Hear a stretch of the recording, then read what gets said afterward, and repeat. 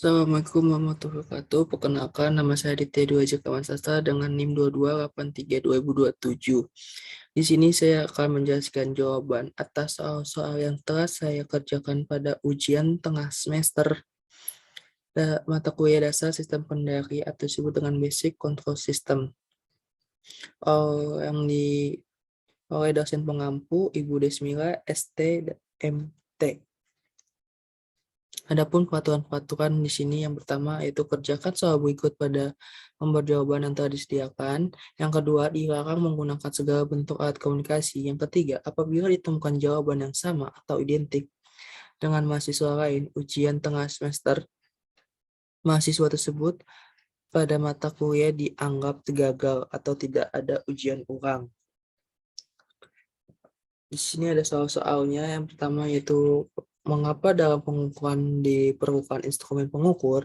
Yang kedua yaitu ada gambarkan diagram sistem pengendalian temperatur dari suatu setrika otomatis dan jelaskan. Yang ketiga itu ada gambarkan dan jelaskan diagram sistem pengendalian jelajah mobil. Yang keempat itu jelaskan sistem pengendalian yang terdapat karburator motor atau mobil. Yang kelima, berikan contoh penjelasan tentang aplikasi teknik kendali di dunia industri.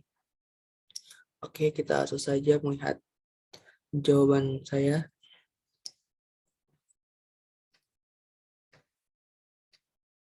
Nah, di sini saya akan menjelaskan jawaban-jawaban saya yang saya temukan.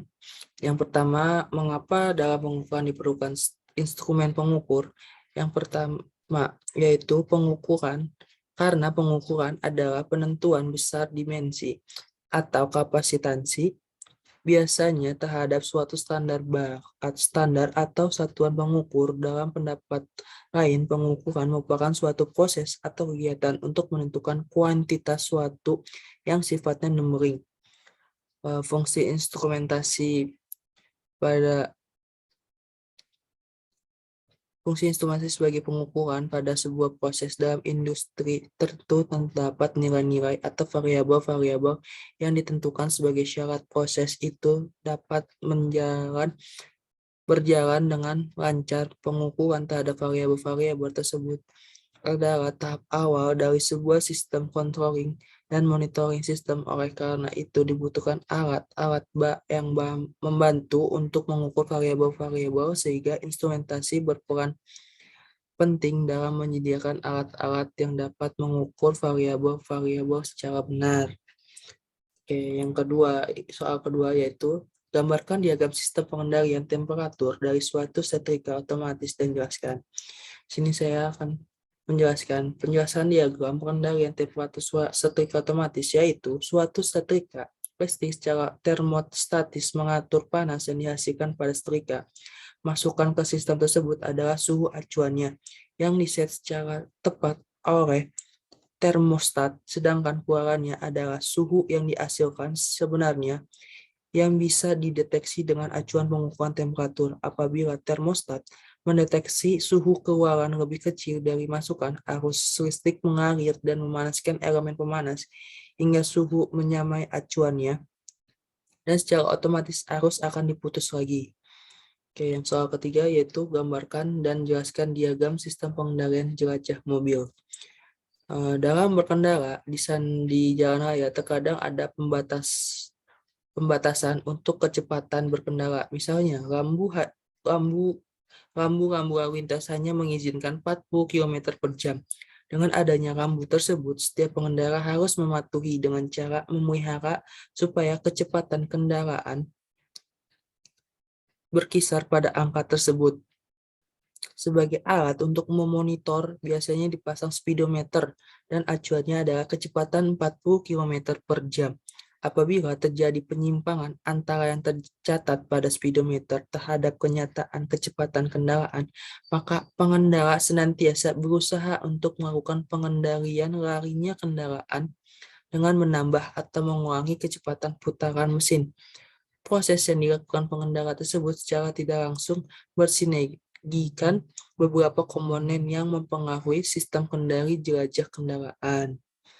Soal keempat yaitu jelaskan sistem pengendalian yang terdapat pada karburator motor atau mobil. Penjelasan sistem pengendalian karburator pada saat kita membutuhkan RPM motor tinggi ketika sedang ditanjakan ataupun RPM rendah, itulah peran utama karburator. Throttle valve lah yang menjadi peranan penting dalam mengatur sedikitnya gas campuran bahan bakar dan udara yang segar masuk ke dalam silinder. Semakin banyak gas segar yang masuk, maka memicu piston untuk bergerak semakin cepat dan berimbas RPM motor naik. Throttle valve dapat dikendalikan melalui tuas yang dihubungkan oleh seling. Oke, soal terakhir atau soal kelima, yaitu berikan contoh dan penjelasan tentang aplikasi teknik pengendalian di dunia industri. Sini saya ambil contoh tentang penjelasan pressure gauge. Pressure gauge pada mesin cooling yang menggunakan sistem hidrolik untuk feeding system diperlukan adanya pressure gauge hydraulic oil yang berfungsi untuk memantau dan mengendalikan tekanan oli hidrolik agar sesuai dengan dikehendaki. Karena saat terjadi abnormality pada tekanan oli hidrolik, mesin dapat diantisipasi sedini mungkin. Sekian dari saya. Kurang lebihnya mohon maaf. Wassalamualaikum warahmatullahi wabarakatuh. Terima kasih.